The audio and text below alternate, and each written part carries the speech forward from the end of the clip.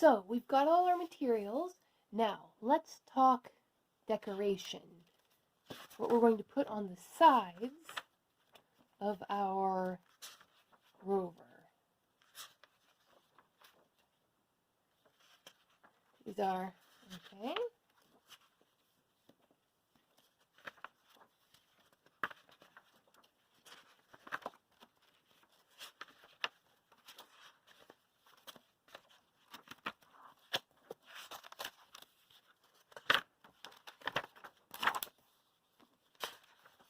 Okay. Fresh sketch page. Now, what we want to do is to make this rover look cool. So, first off,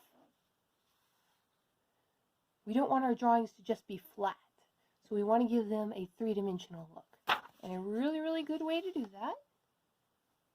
So for instance, if we want to draw a dome coming off, one way to do it is to draw it from the side.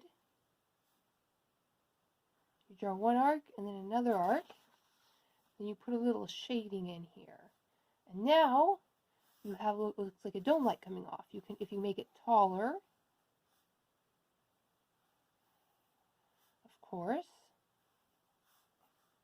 you can make an indicator light. Now, we also want this to look shiny and metallic. And the secret to making something look shiny is sparkles. I'm just going to draw a little screen here. But up in the corner, I'm going to draw a little four-pointed star. Then a few circles around it. Now I'm going to shade it in just a little bit.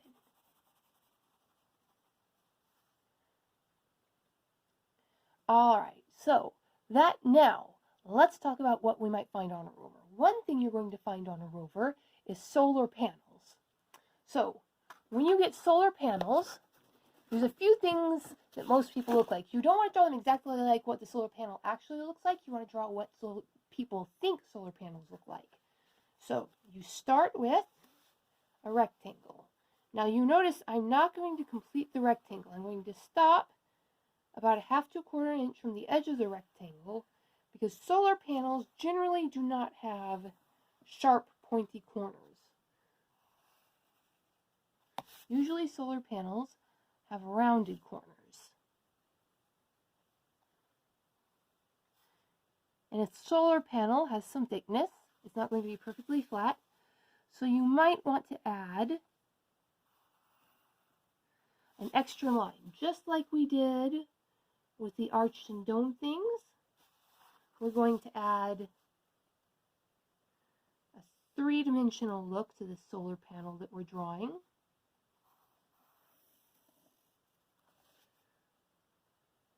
And it's okay if you make the corners a little thicker than the rest of the three-dimensional look. And to put it at an angle, we're going to not finish one of them. Now, the thing about solar panels is that they really can only be made small. Those big solar panels you see are actually a bunch of solar panels put together. And to draw that, you draw these faint lines on the inside.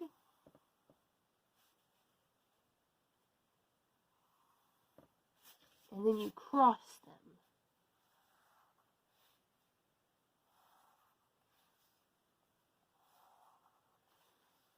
And to absorb as much energy as possible, solar panels are usually pretty dark. So, but remember, you want to put some sparkles. So draw stars of whatever shape you like. Draw a few sparkles on the edges, and then shade it in.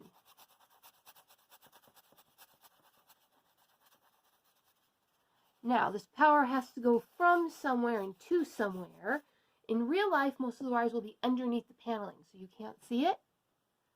But we want people to know that this is an electric device. So we're going to draw a little box coming off the sides. Then I'm going to draw some wires coming out of the box. And then I'm just going to draw them curving and going into the side of the machine. Now, there's a trick you can use to make something really pop when you're drawing it. Now, I've got some wax paper here to prevent bleeding, so I'm going to shift from pencil to marker, specifically to black Sharpie. And I'm going to outline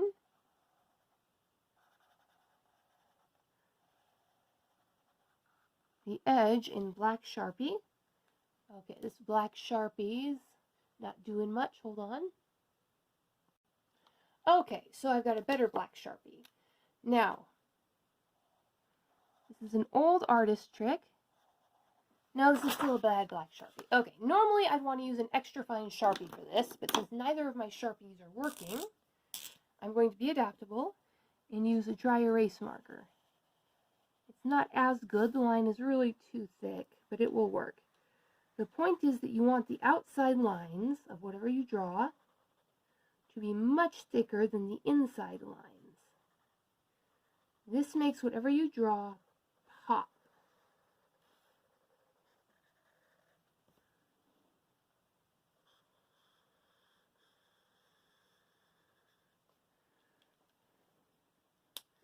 Then I'm going to go over the inside lines with just a regular ink pen.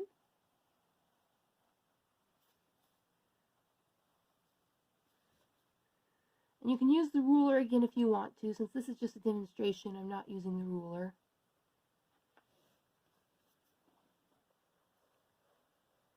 But you can see how without the ruler, my line gets all wibbly wobbly.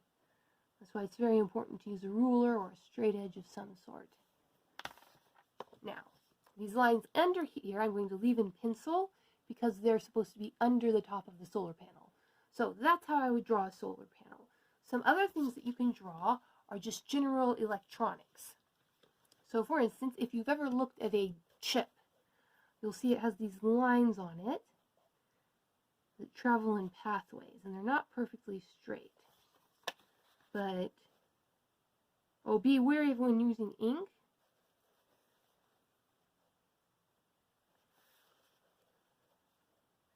So yeah, these lines are these circuits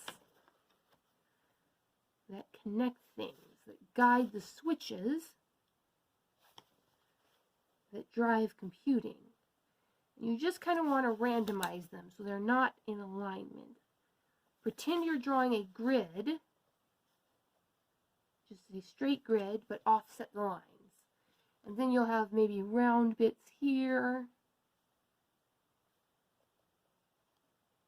some square bits. Wherever a line ends, there has to be something, because these are electrical wires that go places and do things.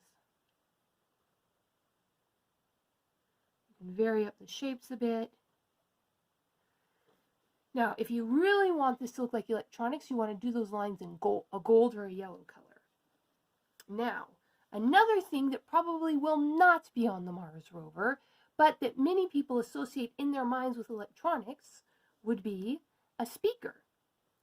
So you're going to want to get something round or something oval, and you're going to want to draw a circle. I'll just put this up here. So trace something around. Okay. Now we're going to do another circle inside of it to give it a little depth. Try to make it look 3D. You could also use an oval or a rounded rectangle or any shape really. Now, to let people know this is a speaker, we want to put that grid work across it. So just draw lines across the inside of your speaker. You might want to arch them a little to show them that the speaker is rounded if you don't want it to be flat. Then switch up and draw the lines the other way. These lines don't need to be perfectly straight. In fact, you don't want them to be perfectly straight. And there you have a speaker so that you can talk to any of your alien friends on Mars. Okay, so that's a speaker. Lines going every which way. This is a solar panel.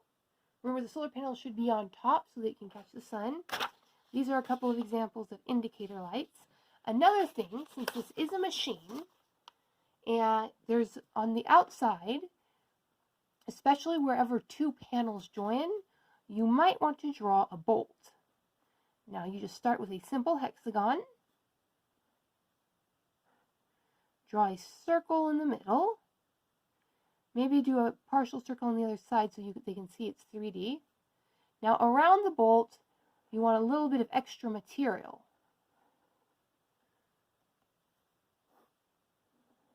So that would be an attachment point that you would draw on the outside. Now let's talk about color. The most obvious thing that you might want to draw on the outside of your spaceship is the NASA logo.